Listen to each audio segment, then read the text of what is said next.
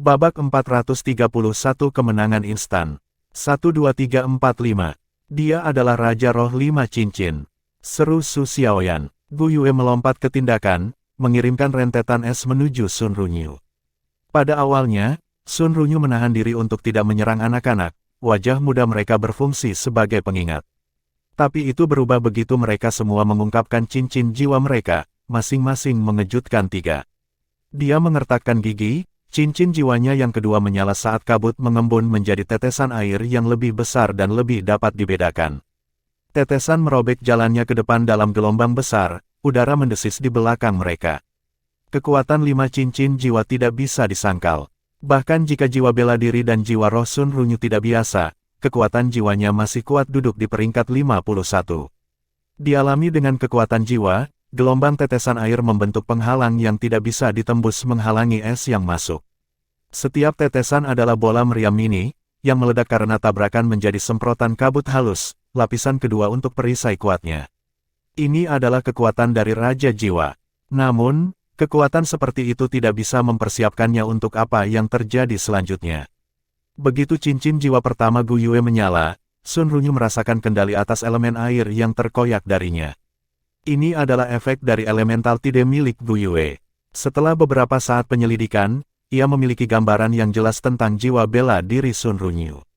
Itu kabut, dan meskipun di permukaan itu tampaknya jiwa elemen air murni, dia bisa tahu pada kenyataannya itu bukan.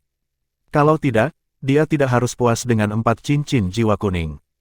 Konon, dia masih bisa mengganggu kontrolnya. Detik berikutnya, lingkaran cahaya emas muncul di bawah Sun Runyu. Kabut yang menyelimutinya tenggelam ke tanah, ditelan oleh cahaya kemasan. Pucat-pucat merayap padanya saat menyadari apa yang terjadi. Efektivitas jiwa bela diri kabutnya secara alami anjlok tanpa air di udara. Tanpa peringatan, sinar pedang menyerempet perutnya dan dia tersentak kembali dari sensasi. Pada saat yang sama, dia merasakan aura tajam menjulang di belakangnya, ujung belati tajam menusuk lehernya. Cahaya keemasan dari bawah menyala ketika rantai ditembak dan melilit tubuhnya dalam pelukan ketat. Dengan Sun Runyu terikat oleh belenggu cahaya bintang Su Xiaoyan, jiwa bela dirinya tidak berguna, kesimpulan pertempuran sudah tercapai. Wu Zhangkong menderita karena taktik ini ketika dia menjadi jiwa kaisar, jadi Raja Jiwa seperti Sun Runyu tidak akan mendapat kesempatan. Yakin akan kemenangan mereka, Gu Yue berhenti menyerap elemen air di sekitarnya dengan elemental tide.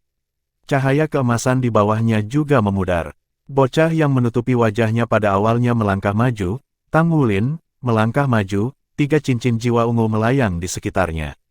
Maaf, saya tidak bisa menahan diri ketika melihat roh bela diri unsur, kata Tang Wulin dengan wajah menyesal. Dia telah menggunakan Blue Silver Golden Array untuk menghilangkan elemen air di sekitar Sun Runyu.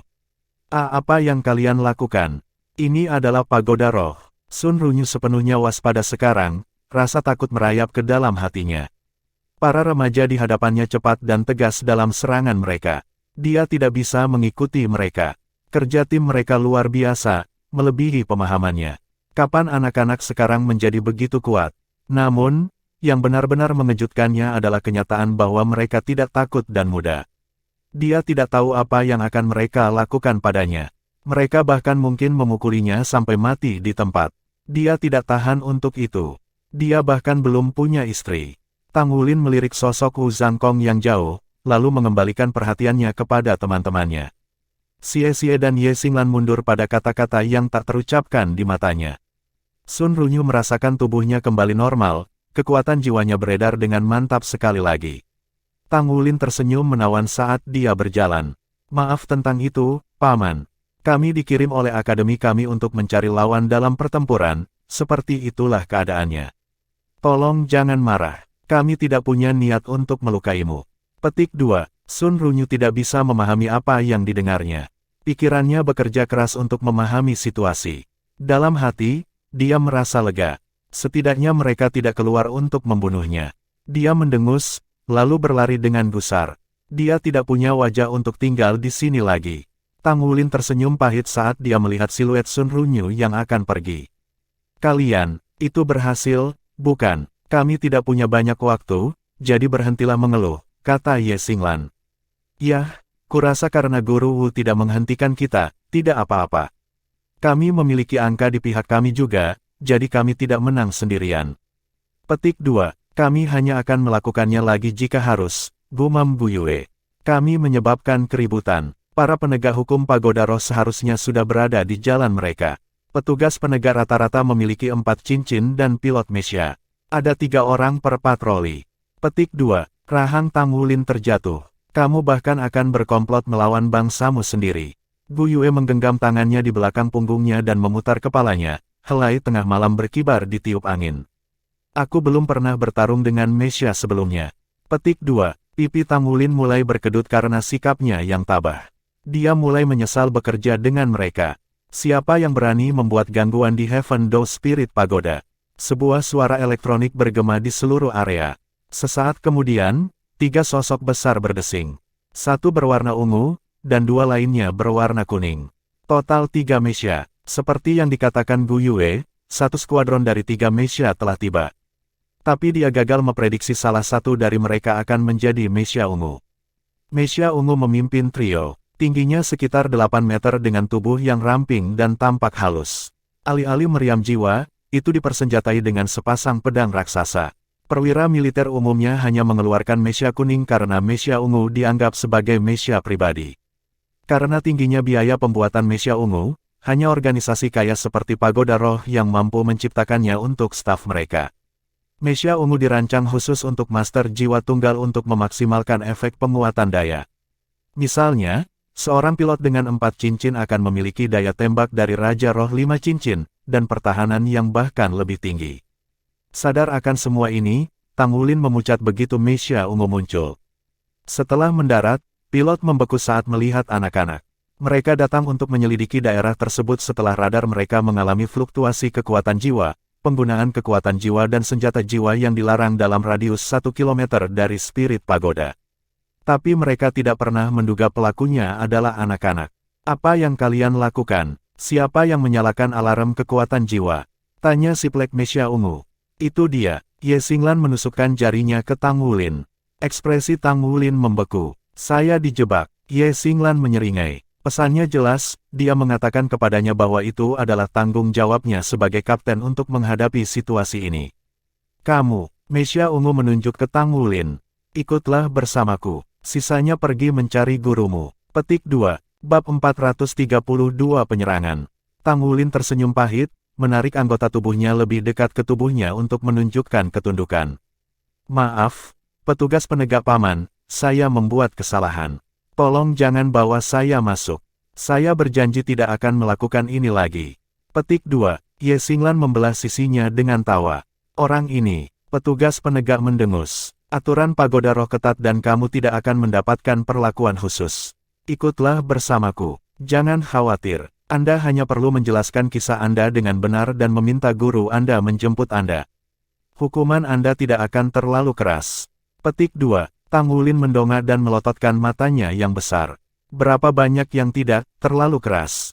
Petugas penegak hukum semakin tidak sabar. Paling-paling, kamu hanya akan didenda. Petik 2. Didenda. Suara Tang Wulin naik 1 oktav. Aku tidak punya uang, tapi aku punya hidup. Uang adalah hidupku. Anda bisa mendapatkannya di atas mayat saya. Tang Wulin berbalik dan berlari menjauh, teriakannya membuntutinya seperti jubah tua. Saat melihat sosok Tang Wulin yang melarikan diri, petugas penegak dalam Mesya ungu mendengus kaget. Bukankah anak-anak seusianya biasanya melihat ke pilot Mesya? Kenapa dia begitu tidak menurut? Dia mengejar Tang Wulin sepersekian detik kemudian. Aturan adalah aturan. Dia tidak bisa membiarkan Tang Wulin melarikan diri.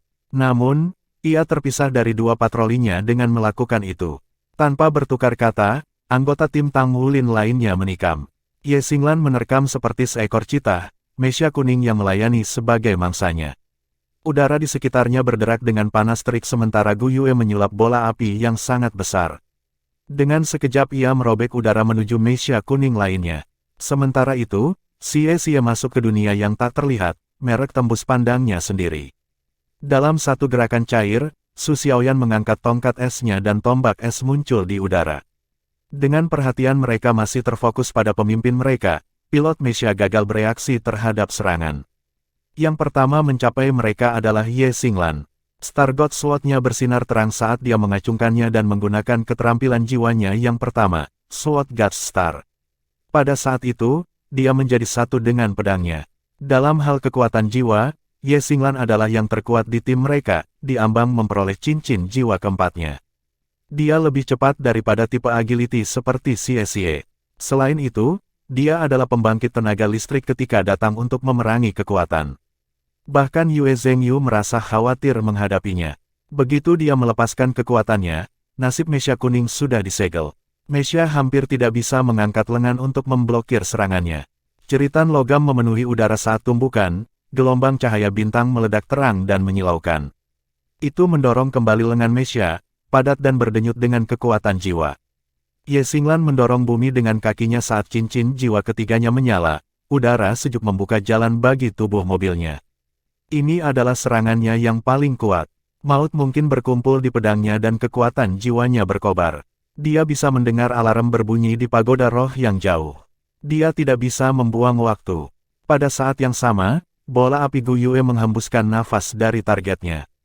Tetapi Mesha kuning lainnya lebih cepat bereaksi. Itu mengangkat lengan kanannya dan memanggil perisai energi. Setelah tabrakan, bola api meledak menjadi percikan api. Namun, Gu Yue tidak berhenti di situ. Dia menembakkan serangan bola api, bila angin, dan es. Mesha berjongkok dan bersembunyi di balik perisai saat ia mengambil meriam jiwa 4 barel. Membidik, dicampur di antara es adalah tombak es. Tiba-tiba melaju cepat, melesat melewati perisai energi Mesha, dan menabrak lengan pembawa meriam. Ini hancur menjadi semprotan es halus yang mendarat di lengan tersebut dan membeku di tempatnya. Xie muncul dari udara tipis di belakang Mesha ini.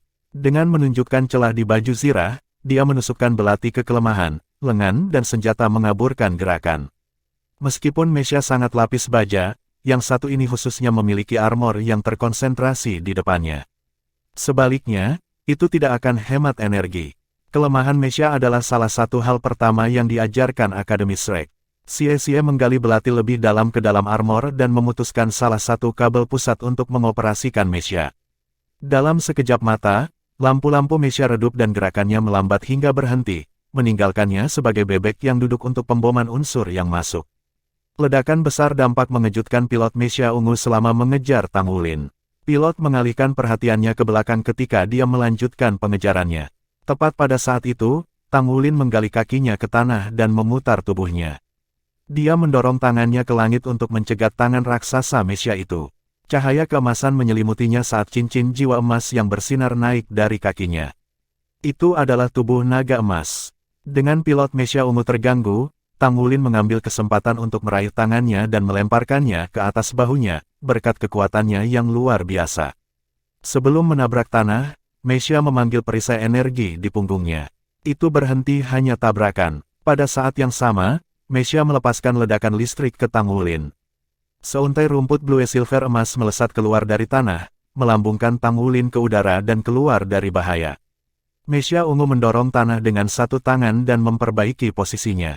Sebuah goresan tajam, dan itu menghunuskan dua pedang raksasa dari punggungnya, mencengkeramnya dengan tangan mekanik besar.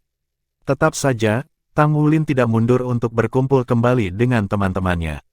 Dia ingin membelikan mereka cukup waktu untuk mengalahkan dua Mesha kuning. Bertempur melawan tiga Mesha yang bekerja sama mengejar kekalahan. Pilot-pilot dari Spirit Pagoda ini berpengalaman dalam kerja tim, tidak diragukan lagi.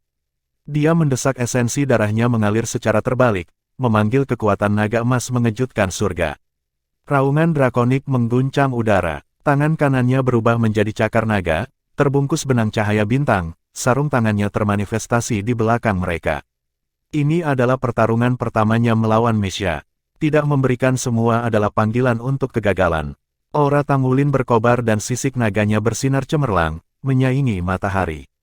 Seperti sambaran petir, dia melesat maju dan melemparkan pukulan.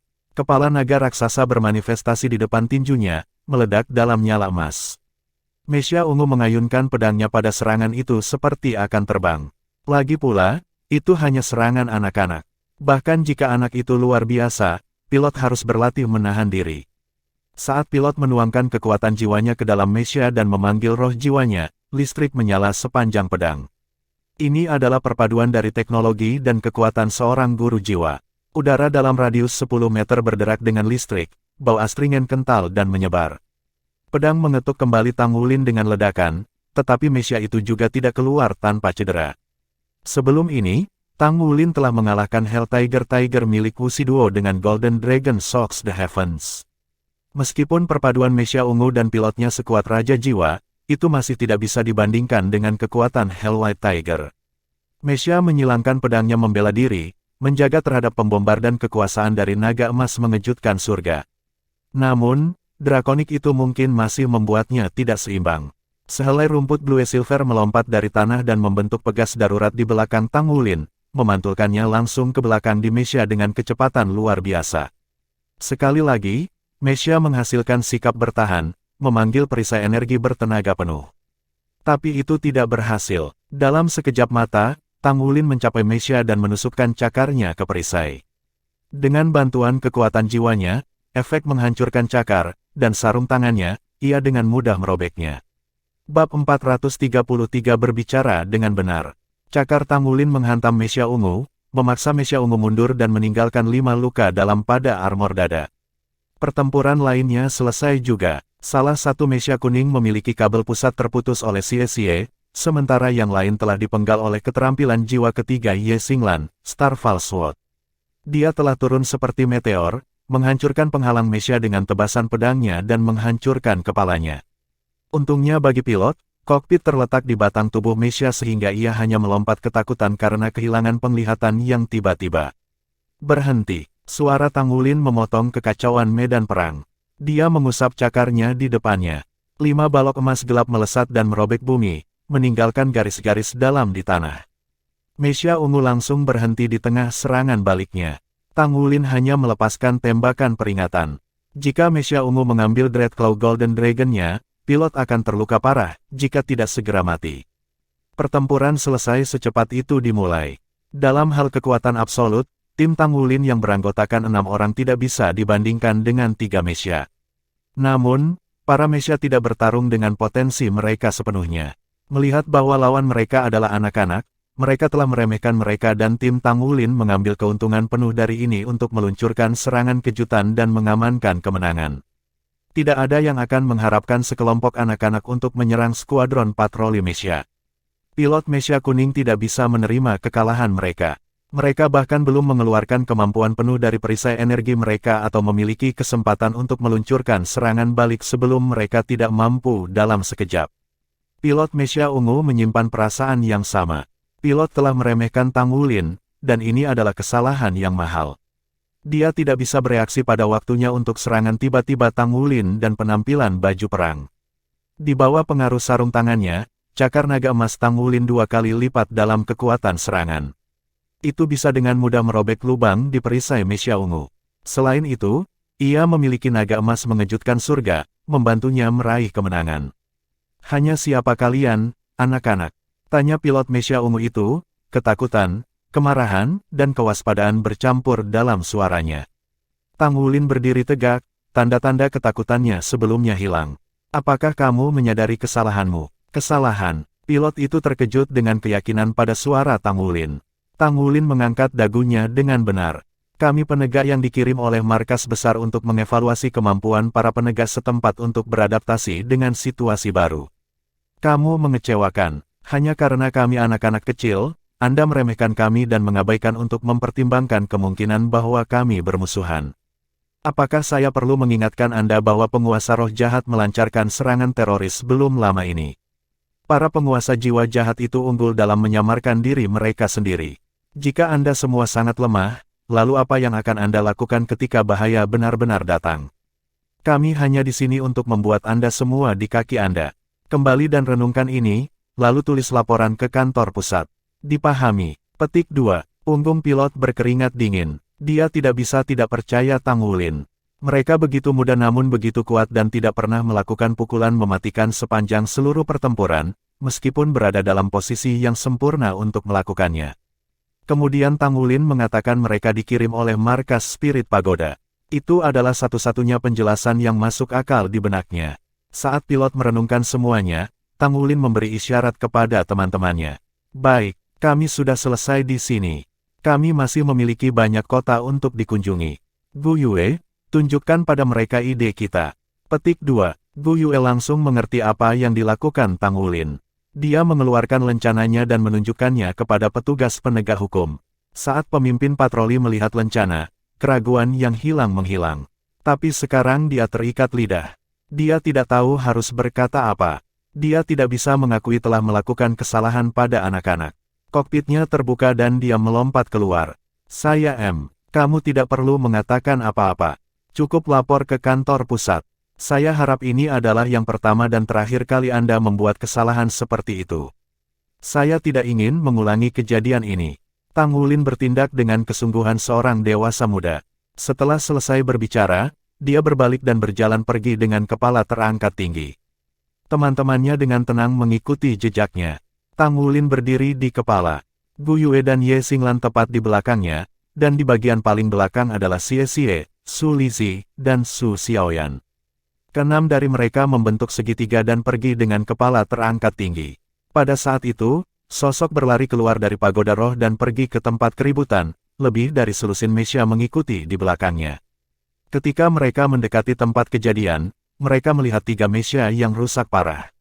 Anehnya, tidak ada pilot yang terluka.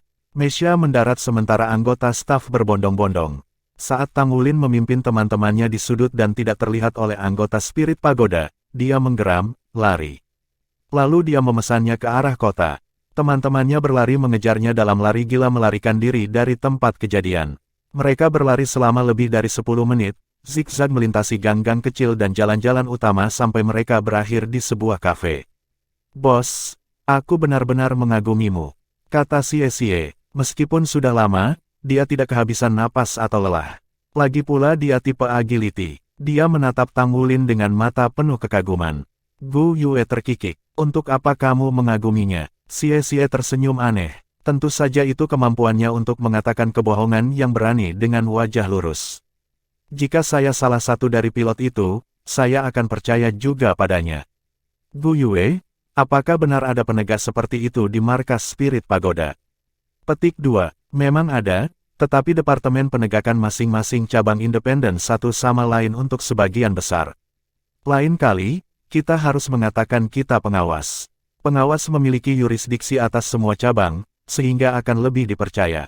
Petik 2. Lain kali. Apa kali berikutnya? Tang Wulin menggerutu. Tidak mungkin aku menebus kalian nanti. Apakah kalian tahu betapa berbahayanya itu? Jika kami ditahan, apa yang akan terjadi pada ujian kami? Oh benar Gu Yue, dari mana lencana spirit pagoda Anda berasal? Bukankah itu disita? Petik 2. Gu Yue terdiam sesaat sebelum berbicara. Kamu harus mengakui, itu berhasil. Kami menyelesaikan tugas kami dengan sangat cepat. Kita bisa menuju ke stasiun kereta untuk pergi ke kota berikutnya segera. Adapun lencana, saya membuatnya sendiri. Petik 2. Tang Wulin mengerang. Jika spirit pagoda memperingatkan cabang-cabang lain dan mendapat kerja sama dari pejabat kota untuk menyegel kita, apakah menurutmu kita masih bisa berlari? Gu Yue tersenyum. Itu tidak akan terjadi. Mereka masih harus memberi wajah kepada guruku. Ini kesalahan mereka karena tidak membantu kami dengan ujian kami di tempat pertama. Selain itu, kami tidak melakukan kesalahan apapun. Kebohonganmu juga sangat bagus. Kami mungkin bukan pengawas yang sebenarnya, tetapi pelajaran yang kami ajarkan kepada mereka masih berlaku. Pagoda roh tidak akan peduli tentang hal sekecil ini. Petik 2. Pada saat itu, pintu terbuka dan Wu Zhangkong masuk ke kafe. Dia berjalan lurus ke meja Tang Wulin dan duduk. Guru Wu, mereka semua menyambutnya dengan hormat. Sudut mulut Wu Zhangkong berkedut hampir tanpa terasa. Tang Wulin hati-hati bertanya, Guru Wu, kami melewati bagian ujian ini, kan? Secara teknis, ya, kata Wu Zhangkong. Tang Wulin menghembuskan nafas lega. Bagus kalau begitu. Petik 2. Wu Zhangkong melihat keluar jendela, mengalihkan pandangannya. Tapi dia tidak cukup cepat. Tang Wulin telah melihat tawa di mata Wu Zhangkong sebelum dia bisa menyembunyikannya. Apakah dia berusaha untuk tidak tertawa? Sangat. Sebenarnya, Wu Zhangkong tidak tahu harus tertawa atau menangis. Murid-muridnya ini terlalu berani. Pertama-tama mereka menimbulkan keributan besar di pagoda roh setempat, Kemudian Tang Wulin melangkah maju dan menunjukkan akalnya dan berbicara tentang jalan keluar masalah mereka. Jika anak ini tidak tumbuh dengan berani dan bijaksana, maka dia akan berakhir sebagai penjahat ganas. Perhatian Wu Zhangkong terfokus pada Tang Wulin. Tidak diketahui Tang Wulin, Wu Zhangkong berencana keras mendisiplinkannya. Setelah mengambil beberapa minuman dan memakan roti babi Sulizi, semua orang kembali dalam kondisi prima. Di bawah saran Tang Wulin, mereka membeli pakaian lokal untuk berbaur dan mencari bagian. Setelah berganti pakaian, mereka menuju stasiun kereta. Namun, ketika mereka tiba, mereka terkejut menemukan bahwa stasiun itu ditutup. Pada saat itu, Tang Wulin ingat bahwa serangan teroris baru saja pagi ini. Heaven Dou City masih waspada tentang hal itu. Wajar jika stasiun kereta ditutup. Masalahnya adalah, mereka tidak tahu kapan itu akan dibuka kembali. Apa yang harus kita lakukan? Gu Yue bertanya pada Tang Wulin. Sebuah ide muncul di kepalanya. Ada yang tahu cara mengemudi? Ya, kata Xie. Tang Wulin mengangguk. Baik, ayo pergi menyewa mobil dan pergi ke kota berikutnya. Mereka tidak bisa membuang waktu. Jika mereka tidak bisa naik kereta, maka mereka hanya bisa mengemudi. Mengemudi mungkin tidak secepat kereta, tapi itu lebih baik daripada menunggu waktu yang tidak ditentukan untuk stasiun dibuka kembali. Selain itu, stasiun kereta api adalah pusat kegiatan manusia. Pagoda roh mungkin mengirim orang ke sana untuk mencari mereka. Bab 434 Kehilangan Wajah. Di ruang konferensi yang terletak di dekat puncak Heaven Dou Spirit Pagoda, lebih dari selusin eksekutif tingkat tinggi duduk terpaku pada layar besar, beberapa mengenakan beberapa rambut abu-abu dan yang lainnya lebih maju di tahun-tahun mereka. Di layar diputar rekaman pertempuran antara 6 anak dan 3 mesya. Video tersebut memiliki resolusi tinggi dan audio yang jernih, milik perangkat perekam mesya. Kami penegak yang dikirim oleh markas besar untuk mengevaluasi kemampuan para penegak setempat untuk beradaptasi dengan situasi baru. Kamu mengecewakan. Hanya karena kami anak-anak kecil, Anda meremehkan kami dan mengabaikan untuk mempertimbangkan kemungkinan bahwa kami bermusuhan. Apakah saya perlu mengingatkan Anda bahwa penguasa roh jahat melancarkan serangan teroris belum lama ini? Para penguasa jiwa jahat itu unggul dalam menyamarkan diri mereka sendiri. Jika Anda semua sangat lemah, lalu apa yang akan Anda lakukan ketika bahaya benar-benar datang? Kami hanya di sini untuk membuat Anda semua di kaki Anda. Kembali dan renungkan ini, lalu tulis laporan ke kantor pusat. Dipahami. Petik 2. Begitu pemimpin gerombolan anak-anak menyampaikan kata-kata ini, ia pergi dengan tenang dalam perjalanan. Tidak sekalipun dia melirik ke belakang. Ekspresi ragu muncul di wajah semua orang yang hadir.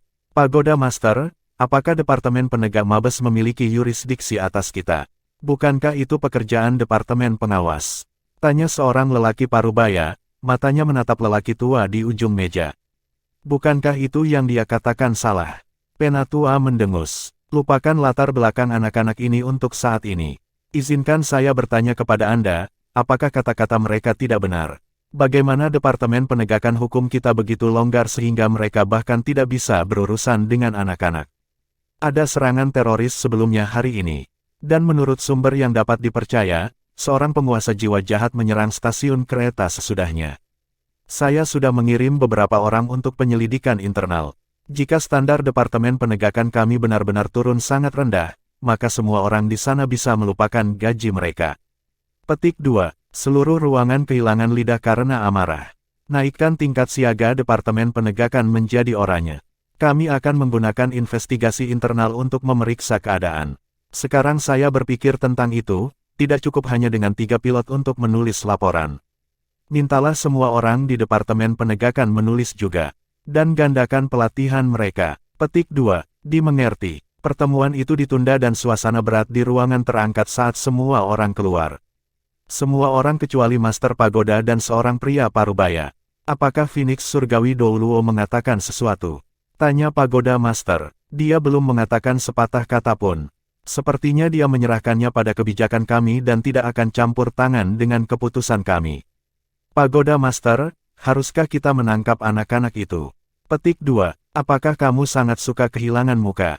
Letakkan diam untuk masalah ini. Jangan sampai bocor ke publik. Petik 2. Oke, anak-anak hari ini pasti berani sekalipun. Petik 2. Master Pagoda meliriknya. Kamu bilang mereka harus mengunjungi 10 kota untuk ujian mereka. Pria parubaya itu mengangguk. Itulah yang dikatakan Gu Yue padaku. Petik 2. Senyum licik menyelinap di bibir Pagoda Master. Pastikan ini tidak bocor ke cabang lain. Kami tidak akan menjadi satu-satunya yang kehilangan muka. Petik 2. Pipi pria parubaya itu bergerak-gerak. Pagoda Master, sikap macam apa itu? Master Pagoda akhirnya bangkit dari tempat duduknya dan mendekati jendela, mengintip ke pemandangan kota. Kami sudah lama merasa damai. Kami membutuhkan sesuatu untuk menempatkan kami pada kaki kami. Hanya 5 tahun lagi. Dia hampir tidak bisa merasakan kakinya. Atau bernafas, dalam hal ini. Meskipun terlihat panjang dan keras, Tangulin dan teman-temannya tidak dapat menyewa mobil. Setidaknya, mereka tidak dapat menemukan satu yang bisa membawa mereka keluar dari Heaven Dow City. Tidak ada pilihan lain, mereka membeli mobil jiwa kecil seharga 800.000 kredit. Itu hampir semua uang yang diterima Tangulin dari pamannya, dan itu hanya cukup untuk satu mobil. Sedihnya, mobil ini hanya dapat memuat 5 orang dengan nyaman, yang merupakan masalah karena mereka memiliki 7 orang. Tepat setelah pembeliannya, Tangulin meminta maaf kepada Wu Zhangkong. Tidak ada ruang untuknya, bahkan tidak dengan semua orang berdesakan. Dia harus menemukan caranya sendiri. Xie adalah pengemudi, Su Lizhi berkuda di depan, dan Tangulin duduk di belakang bersama ketiga gadis itu. Untungnya bagi Tangulin, gadis-gadis itu sangat kurus. Sial baginya, dia tidak. Dia mendapati dirinya menempel di jendela seperti spesimen aneh. Di sebelahnya duduk kue 3 lapis Gu Yue, Ye Xinglan, dan Su Xiaoyan dalam urutan itu. Xie adalah pengemudi yang memadai namun mengemudi tanpa lisensi. Dia memang punya satu, tapi tentu saja, itu telah disita bersama dengan barang-barang lainnya. Tidak ada pilihan selain bergantung padanya. Mereka hanya bisa menyilangkan jari agar tidak ketahuan. Ketika mobil melaju melalui jalan raya, Tangulin melakukan yang terbaik untuk mentolerir ketidaknyamanan. Bagian belakangnya begitu ramai sehingga dia bahkan tidak bisa bergerak. Ketika kita sampai di kota berikutnya, bagaimana kalau aku mencari uang lebih banyak dengan menempa dan membelikan kami mobil yang lebih besar? Tangulin memaksakan senyum pahit. Gu Yue memutar matanya ke arahnya. Apakah kamu sudah berusaha menghindariku? Sebenarnya, Tangulin merasa cukup nyaman dengan wanita itu menekannya. Dia lembut dalam semua hal yang benar. Gu Yue, apakah kamu menambah berat badan? Saya tidak ingat Anda begitu lembut.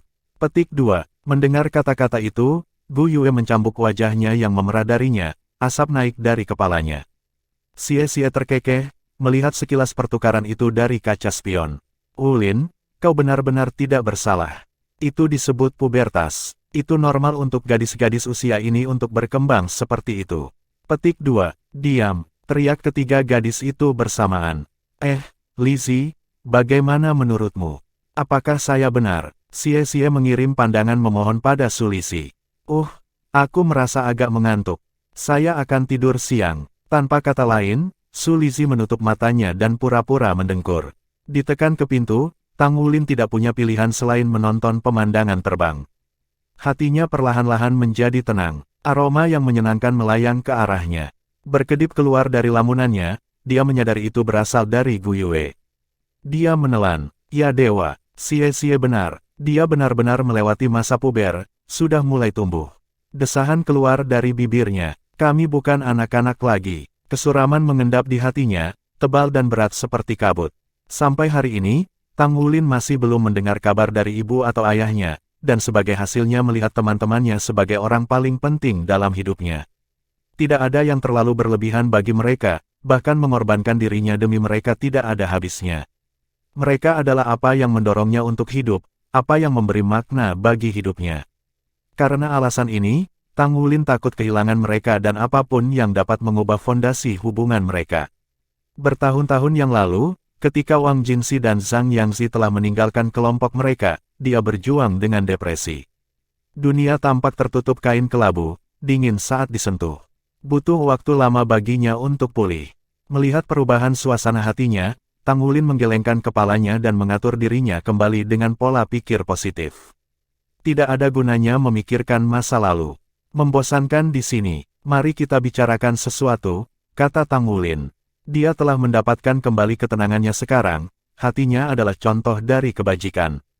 Gu Yue meliriknya. Mereka masih saling menempel, sisi ditekan ke samping.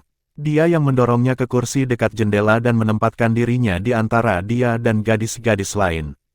Dia bahkan tidak repot-repot menyembunyikan niatnya. Semua orang tahu apa yang dia lakukan dan tidak berani menghalanginya. Mungkin mereka masih muda, anggota kelompok yang lain bisa secara praktis mencium ketegangan Ual, terutama dari seberapa baik Gu Yue memperlakukan Tang Wulin. Satu-satunya hal yang membingungkan adalah seberapa sering dia berlari panas dan dingin, seolah-olah dia sengaja menjaga jarak darinya. Apa yang ingin kamu katakan? Armor perang. Aku seharusnya bisa menembus peringkat 40 ketika kita kembali dan mendapatkan jiwa roh lain. Kita bisa terus membuat baju perang, kata Ye Xinglan.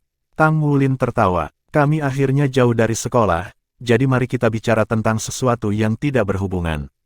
Baik, bagaimana dengan ambisi kita? Xinglan, kamu mulai. Ada apa dengan hatimu? Petik 2, bab 435 ambisi. Setelah beberapa saat hening, Ye Xinglan membuka mulutnya. Aku ingin tinggal di Shrek. Saya ingin tinggal di sana selamanya dan tidak pernah pergi. Saya mungkin telah diturunkan ke pengadilan luar, tetapi saya yakin saya akan kembali ke pengadilan dalam suatu hari. Setelah itu terjadi, aku akan bekerja keras untuk menjadi Master Armor Tempur dan salah satu wali akademi. Petik 2, Tang Wulin menatapnya dengan heran. Sangat, Anda tidak ingin pergi keluar dan menjelajahi dunia. Petik 2, aku masih bisa melakukan itu. Shrek Academy hanyalah sebuah tempat. Namun, sejak saat jiwaku bangkit sebagai pedang Star God, para tetua klanku memberitahuku bahwa aku harapan dan masa depan klan. Mereka mengatakan kepada saya untuk tumbuh kuat dan merevitalisasi klan. Saya tidak tertarik dengan semua itu. Saya suka pedang, tapi saya tidak suka politik klan. Saya hanya menyadari apa yang sebenarnya saya inginkan ketika saya pergi ke Shrek. Saya suka semua tentang Shrek, kedamaian, ketenangan, suasana keseluruhan. Selama saya tetap menjadi bagian dari Shrek, klan saya tidak bisa memaksa saya untuk melakukan apapun. Saya ingin tinggal di sana selamanya. Petik 2, Xie tidak bisa membantu tetapi berkata, jadi pada dasarnya Anda ingin menjalani kehidupan seorang wanita muda yang pendiam. Ye Xinglan mengerang. Kamu mengerti. Petik 2, Tang Wulin tersenyum dan menoleh ke Su Xiaoyan. Bagaimana denganmu, Xiaoyan? Apa yang ingin kamu lakukan? Saya tidak begitu tahu. Saya hanya ingin mencari pria yang baik untuk menikah ketika saya dewasa. Maka saya akan menjadi ibu rumah tangga. Saya mendapatkan apa yang dipikirkan Xinglan. Saya juga tidak ingin terlibat dengan politik klan saya. Saya hanya ingin tetap hidup sebagai putri yang menganggur. Akan lebih bagus jika jiwa bela diri saya bukan varian cahaya bintang.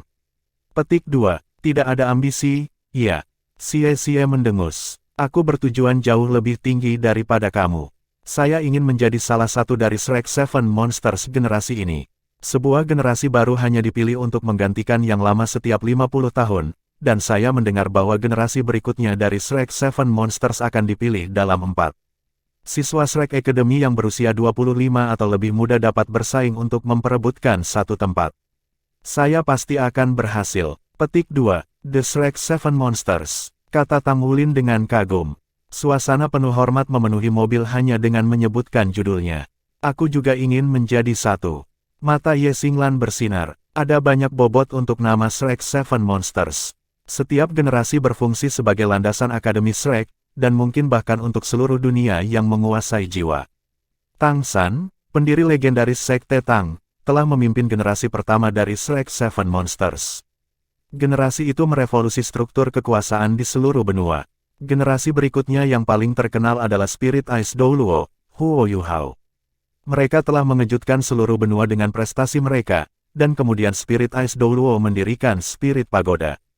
Judul Shrek Seven Monster adalah salah satu penghargaan terbesar di benua Douluo. Hanya siswa dari Akademi Shrek yang memenuhi syarat untuk mengambil jubah itu, dan bahkan kemudian, kesempatan itu bergantung pada keberuntungan. Seleksi untuk setiap generasi hanya datang sekali setiap beberapa dekade. Jika seseorang dilahirkan terlalu dini atau terlalu terlambat, mereka akan selalu kehilangan kesempatan mereka.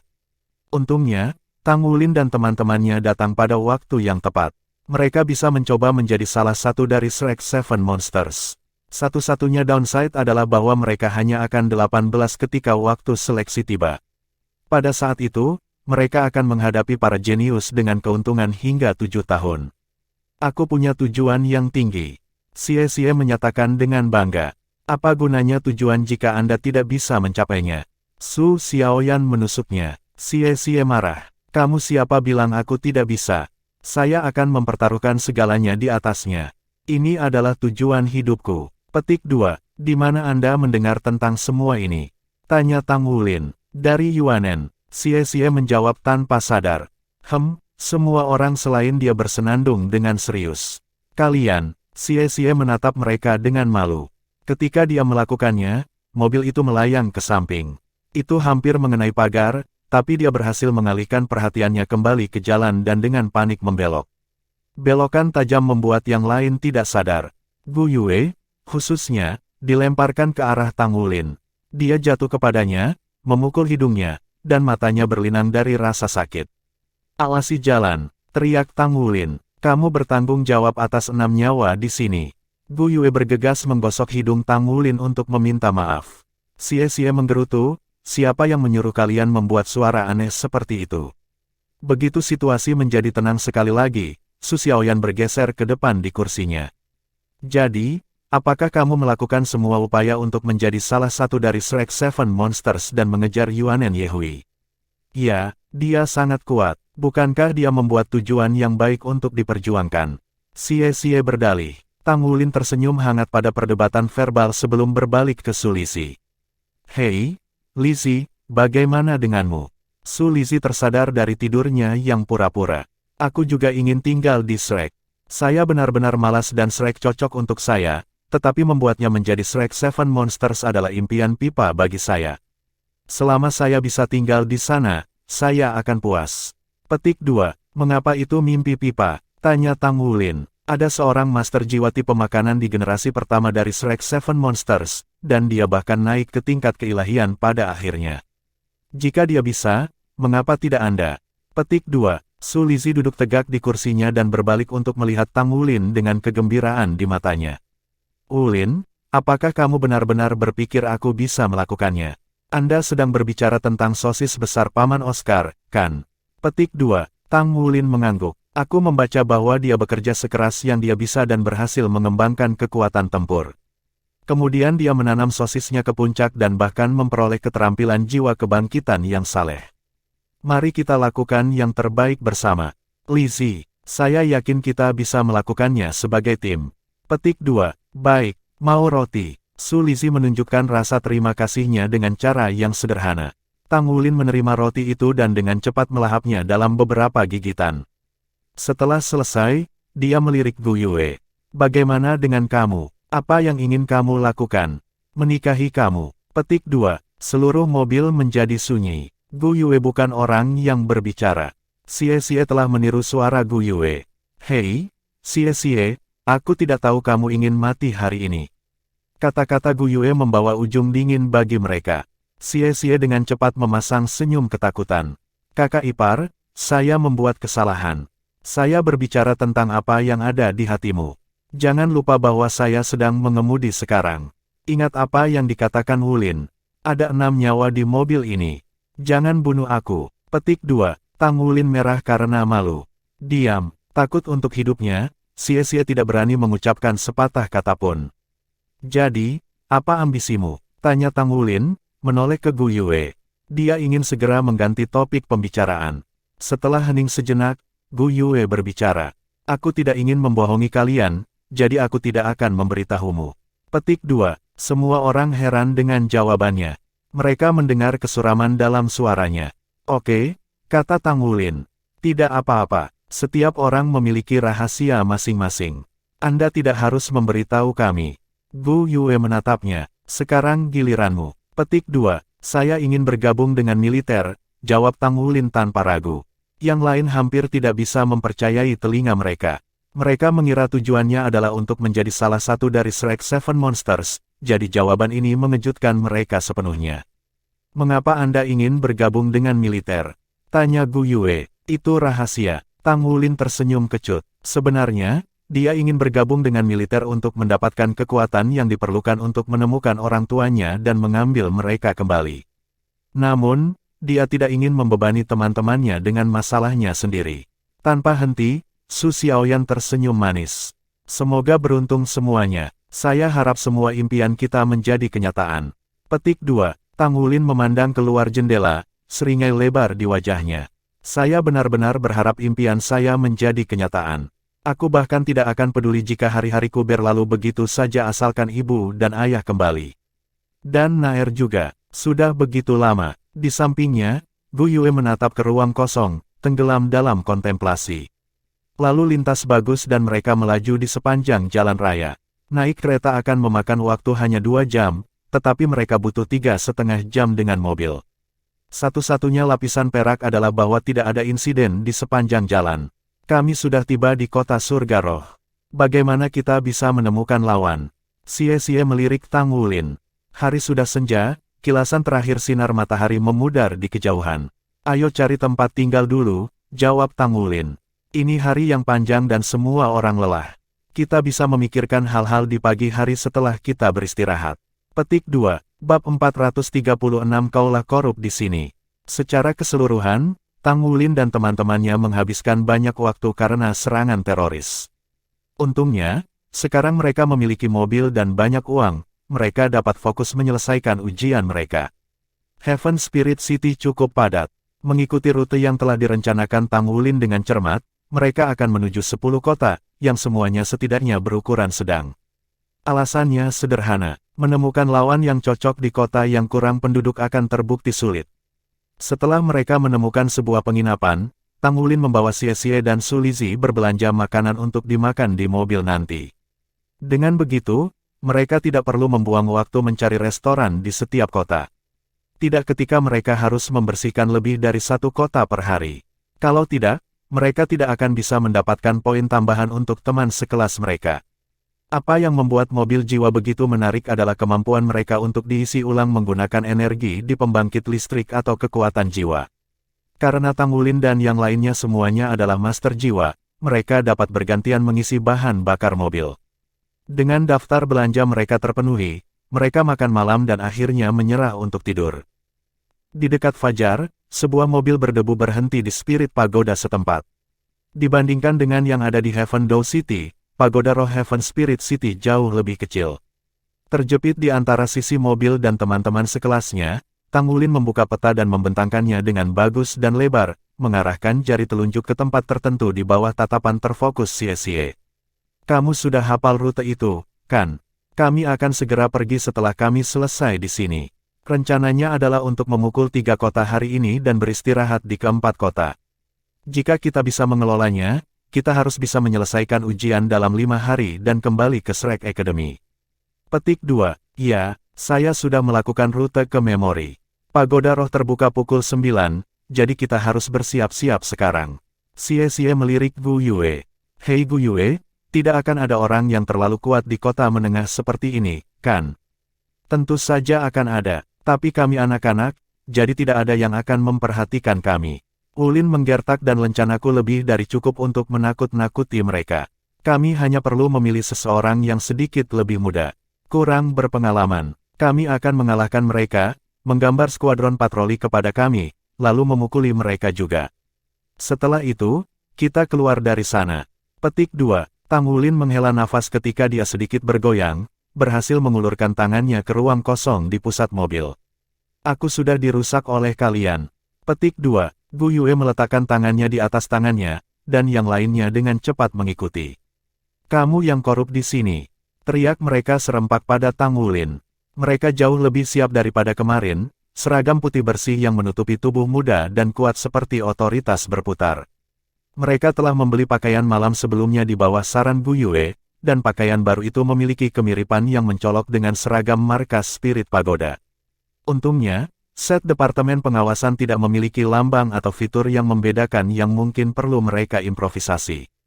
Saat matahari naik ke cakrawala, pagoda roh tumbuh dan lebih hidup.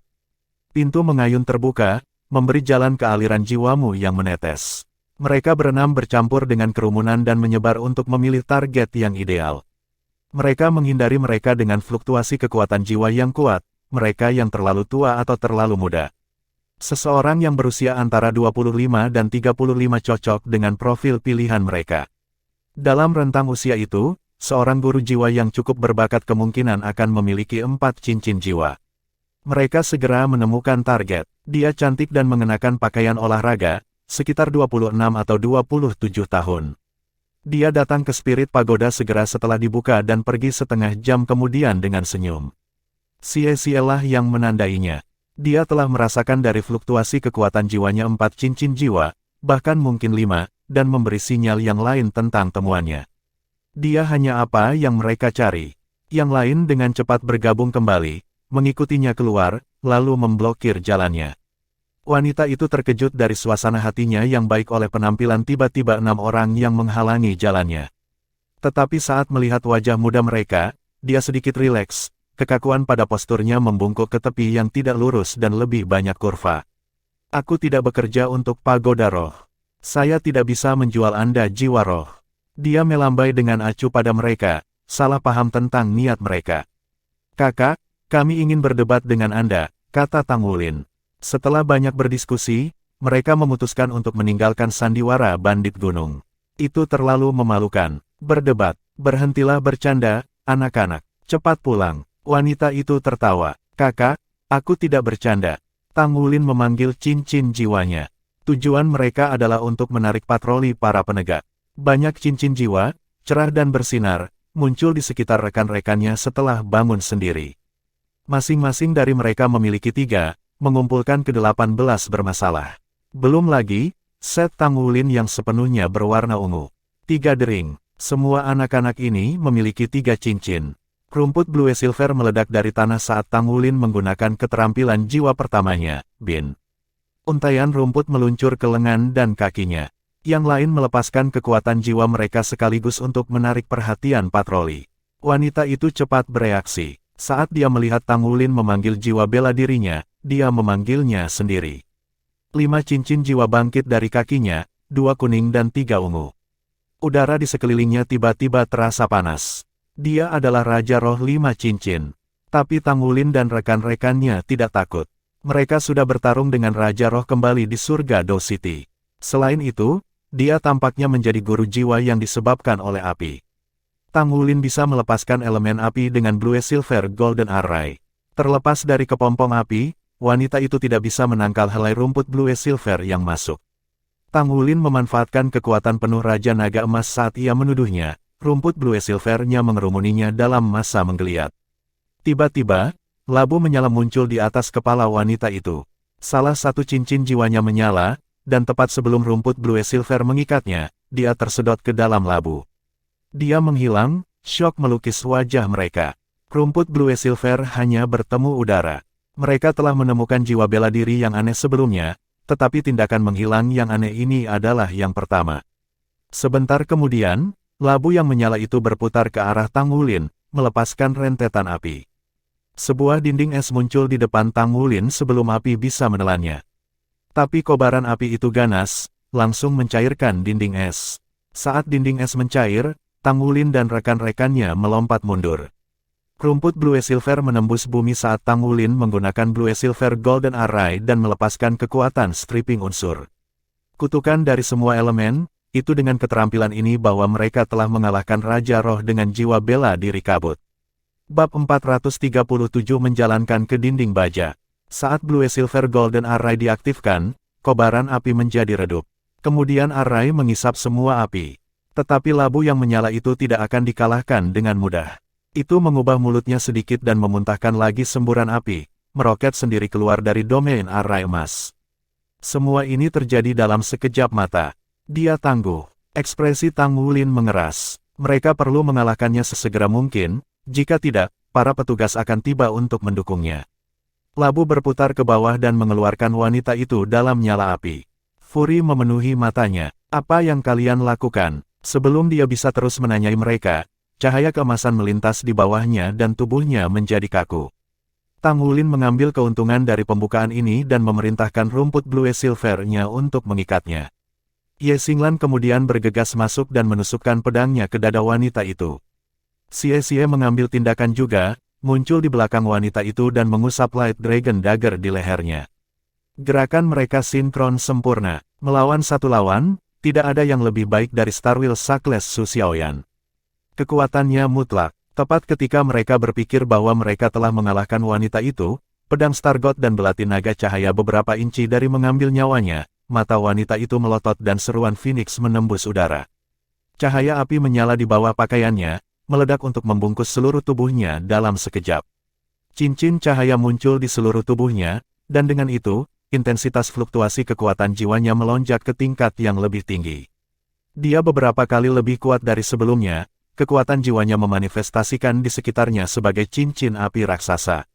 Sebuah pola emas muncul pada labu di atasnya, dan itu tumbuh dengan diameter 2 kaki. Api di sekelilingnya memaksa Ye Xinglan dan Xie menjauh darinya, lalu terus berlama-lama di tubuh mereka dan memakan kekuatan jiwa mereka. Teriakan Phoenix terus tumbuh lebih kuat. Wanita itu berdiri tegak. Dia mulai memancarkan aura keagungan saat seperangkat baju besi merah diwujudkan untuk menutupi seluruh tubuhnya. Helm Phoenix terwujud, pas di kepalanya. Armor tubuh Crimson menelusuri siluet elegan dari sosok wanitanya. Vena api menyebar dari bahunya ke ujung jarinya. Sebuah lambang Phoenix emas yang berapi-api terukir di dadanya. Armor itu sendiri tidak terlalu indah, tapi itu menekankan pesona wanitanya dan mengangkatnya ke tingkat yang lebih tinggi. Pertempuran baju besi. Tang Wulin tergagap, lalu senyum pahit terbentuk di bibirnya. Dari kerumitan desain dan kekuatan fluktuasi kekuatan, Tang Wulin tahu dia mengenakan baju perang satu kata. Dia telah menggunakan cincin cahaya dari sebelumnya sebagai metode penyimpanan. Armor satu kata yang normal tidak bisa bergabung dengan pengguna. Namun ini adalah satu set lengkap armor perang satu kata. Wanita 5 cincin ini sekarang memiliki mungkin sebanding dengan seorang guru jiwa 7 cincin. Yan Feng sangat marah sekarang. Dia sedang dalam suasana hati yang baik ketika dia berangkat ke Spirit Pagoda pagi ini untuk mendaftar sebagai Master Armor Tempur satu kata. Dia adalah Master Armor Tempur satu kata termuda di Heaven Spirit City, dan ini memberinya pengaruh untuk menandatangani kontrak punggawa dengan manfaat besar. Pagoda Roh berjanji untuk berinvestasi padanya dan membawanya ke tingkat 2 kata, di mana ia dapat dianggap sebagai sosok yang kuat di benua itu. Namun tepat setelah dia meninggalkan Pagoda Roh yang penuh dengan sukacita, dia disergap oleh sekelompok anak-anak. Anak-anak ini juga tidak lemah, dan mereka berhasil memaksanya mengeluarkan baju perangnya. Dia tidak mungkin tahu bahwa geng Tang Wulin tidak berbahaya, dan dia merasa benar-benar terancam oleh pedang Stargot dan belati naga cahaya.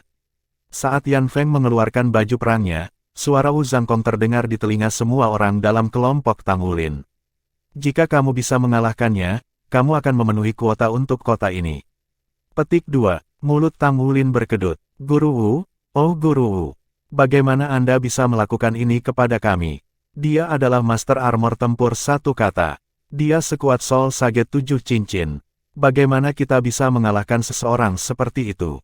Sebelum Tang Wulin dapat melanjutkan pemikirannya, Yan Feng menunjuk Tang Wulin dan labu tersebut mengeluarkan api ke arahnya. Saya tidak bisa berbicara dengannya lagi. Tang Wulin bisa melihat kemarahan yang tidak bisa dibedakan di matanya. Mereka hanya bisa memberikan semuanya. Kami tidak punya pilihan lain. Tang Wulin menarik napas dalam-dalam bahkan ketika api terbang ke arahnya. 3 cincin jiwanya yang ungu menghilang, dan dalam sekejap, semuanya digantikan oleh yang emas. Cahaya keemasan meletus darinya ketika sisik-sisik berdesir menjadi ada untuk menutupi lengan kanannya, dan tangannya berubah menjadi cakar naga. Benang-benang cahaya bintang melesat keluar dari tangannya dan melilitkan diri di sekelilingnya, bermanifestasi sebagai tantangan. Dia tidak mampu menahan diri terhadap Master Armor Tempur yang sebenarnya. Pertempuran baju besi. Yan Feng dikejutkan oleh tantangan di cakar Tang Wulin. Mustahil. Dia sangat muda. Tidak mungkin dia bisa memiliki baju sirah pertempuran. Itu datang dari dalam tubuhnya juga. Mungkinkah itu benar-benar sepotong baju besi 2 kata? Meskipun itu hanya tantangan 1 kata, itu tidak terpikirkan oleh seorang anak muda untuk memilikinya. Yan Feng mendapatkan baju sirah pertempuran pertamanya saat berusia 21 tahun, dan dia dianggap jenius untuk itu. Dia telah bekerja keras beberapa tahun terakhir ini dan akhirnya berhasil membuat 1 set lengkap. Namun Tang Wulin bertahun-tahun di depannya. Instan Tang Wulin bergerak, begitu juga rekan-rekannya. Diposisikan di lini belakang, Sulizi melakukan satu-satunya hal yang bisa dia lakukan. Dia melempar roti sup dan roti kacang ke yang lain. Tang Wulin menangkapnya roti dari belakang dengan tangan kirinya dan segera memakannya. Dia harus menyelesaikan ini sesegera mungkin. Bahkan baju perang satu kata pun memiliki kemampuan untuk meningkatkan pemulihan kekuatan jiwa penggunanya. Pertempuran yang berkepanjangan menjamin kekalahan bagi mereka. Tang Wulin menginjak tanah dengan kaki kirinya dan menembak ke depan, menghancurkan tanah di bawah. Esensi darahnya mendidih saat kekuatan Raja Naga Emas melonjak dalam dirinya. Matanya menjadi emas yang cemerlang, dan aura penekan dari esensi darahnya bersatu. Mengacungkan cakar naganya, dia mengayunkannya di depannya dan membelah api yang masuk terpisah, membuka jalan ke Yan Feng. Sebagai kapten timnya dan seorang guru jiwa tipe penyerangan, adalah tugas Tang Wulin untuk memimpin pasukan. Dia tidak bisa menyusut kembali di hadapan lawan. Dia harus membuat celah untuk rekan-rekannya. Esensi darah dan kekuatan jiwanya melambung tinggi di bawah pengaruh roti kacang yang haus darah. Sisik emas menutupi seluruh tubuhnya sekarang, tetapi bersinar paling terang di lengan dan dada kanannya. Dia memiliki jiwa bela diri kembar. Yan Feng terbelalak karena terkejut. Tapi hanya sesaat. Dia menatap Tang Wulin dan berdiri tegak. Labu di atasnya berbalik dari Tang Wulin ke rekan-rekannya, memuntahkan api untuk mengisolasi dirinya. Dia ingin berurusan dengan pemimpin musuh terlebih dahulu. Yan Feng bertemu cakar naga emas Tang Wulin dengan tinjunya sendiri. Sesaat sebelum keduanya bertabrakan, raungan drakonik meletus dari tubuh Tang Wulin. Kepala naga emas dengan diameter setengah meter melesat dari tinjunya dan menuju ke tangan Yan Feng. Itu naga emas mengejutkan surga. Tang Wulin mungkin tidak mematahkan segel keempat setelah memakan udang rubi, tetapi mereka masih meningkatkan kekuatannya dan memperhalus kontrolnya atas naga emas mengejutkan surga. Alarm berbunyi di kepala Yan Feng. Dia merasakan kekuatan yang kuat tiba-tiba muncul di depannya, lalu apinya terbakar. Cakar emas terbuka dan menjepit tinjunya. Tang Wulin mempererat genggamannya pada tinju Yan Feng, dan baju perangnya berkobar di pertahanan. Semua urat nadi api di baju besinya menyala untuk hidup. Lambang Phoenix bersinar dan Phoenix transparan menembaknya. Bab 438 kakak, ini semua kesalahpahaman. Jadi seperti inilah baju perang itu. Serangan dan pertahanan adalah satu dan sama. Tang Wulin bisa merasakan armor pertempuran yang meredam kekuatan destruktif dari cakarnya, menyebarkan kekuatan secara merata dari gauntlet Yan Feng ke seluruh armornya. Efek menghancurkan bahkan tidak bisa ikut bermain. Bahkan dengan Golden Dragon Socks The Heavens dan Gauntlet satu kata, kekuatan Tang Wulin hanya mencapai puncak 4 cincin. Dia bukan tandingan dari Master Armor Tempur yang mengenakan satu set lengkap armor perang satu kata. Ketika kesadaran ini menghantam Tang Wulin, Yan Feng membalas. Sekarang menyala seperti miniatur matahari, lambang Phoenix di dadanya tiba-tiba meledak dengan energi. Seekor Phoenix transparan muncul dari lambang. Pada saat yang sama, labu yang menyala di atas kepala Feng Yan tiba-tiba berbalik ke Tang Wulin. Salah satu cincin jiwa wanita itu menyala dan labunya memuntahkan bola api berwarna emas. Tang Wulin bereaksi segera, menekuk lengannya dalam upaya untuk mengubah cengkeramannya yang hancur menjadi lemparan. Jika ada satu hal yang dia percayai, itu adalah kekuatannya. Sehelai rumput Blue Silver melilit kakinya dan mengebor tanah. Itu bertindak sebagai jangkar, membantunya berputar di tempatnya. Tapi semua ini tidak memungkinkannya untuk menghindari bola api dan Phoenix. Tiba-tiba, tombak es menembus Phoenix. Itu meledak dalam api, ledakan yang dihasilkan mengirim Tang Wulin terbang. Ye Xinglan berjalan maju, menyulap jaring balok pedang yang terbang keluar untuk melindungi Tang Wulin dari bola api yang dikejar. Itu berhamburan ke jaring, menyebar dan menghilang ke dalam apa-apa. Kekuatan jiwanya berada pada level yang sama sekali berbeda. Bahkan di bawah pengaruh haus darah, Tang Wulin masih harus menanggung rasa sakit yang menyiksa karena api membakar ke dalam tubuhnya. Dalam hal pengalaman bertempur dan teknik bertarung, ia dan timnya bisa saling berhadapan dengan Yan Feng. Namun, perbedaan mendasar dalam tingkat budidaya adalah rintangan yang terlalu besar untuk diatasi dengan hanya pengalaman dan teknik. Lebih jauh lagi, dengan satu set lengkap armor perang pertahanannya tidak bisa ditembus. Xie diam-diam muncul di belakang Yan Feng dan menebas pundaknya dengan belati. Namun, baju besi wanita itu hanya mengeluarkan semburan api, membuatnya terhuyung mundur. Tang Wulin ternganga melihat kekuatannya yang luar biasa. Dia mengatur kecepatan pertempuran sekarang. Bagaimana kita bisa mengalahkannya? Semburan warna cemerlang tiba-tiba mengganggu pikiran Tang Wulin. Sebuah bola berukuran biru, merah, kuning, dan hijau seukuran kepalan tangan melesat di udara, menghantam Yan Feng dalam sekejap. Wanita itu tidak berani menahan apapun. Cincin jiwa keempatnya menyala dan labu memuntahkan bola api berwarna merah keemasan secara berurutan. Bola api melaju ke arah bola cahaya empat warna satu demi satu, kedua kekuatan meledak menjadi badai elemen saat kontak. Tang Wulin berbaring di tanah, buru-buru menggunakan metode surga misterius untuk menangkal sensasi terbakar yang merajalela di seluruh tubuhnya. Tubuhnya kuat dan dia belum menerima luka nyata, tetapi ketika dia menyaksikan Gu Yue berhadapan melawan Yan Feng, dia mulai mengerti betapa mustahil untuk merebut kemenangan. Setelah bertahan selama sekitar 5 detik, badai elemental mulai mati. Udara perlahan menghilang, dan Yan Feng berdiri di tempat yang sama mengesankan seperti sebelumnya. Tidak ada satu goresan pun di baju besinya. Dan labu kembali ke Tang Wulin. Kakak besar, ini semua salah paham. Tang Wulin tergagap melalui senyum tegang. Pada saat itu, alarm yang menusuk telinga memenuhi udara. 3 mesya kuning terbang dan melambat untuk melayang di atas semua orang. Suara gemuruh menggema dari mesya utama.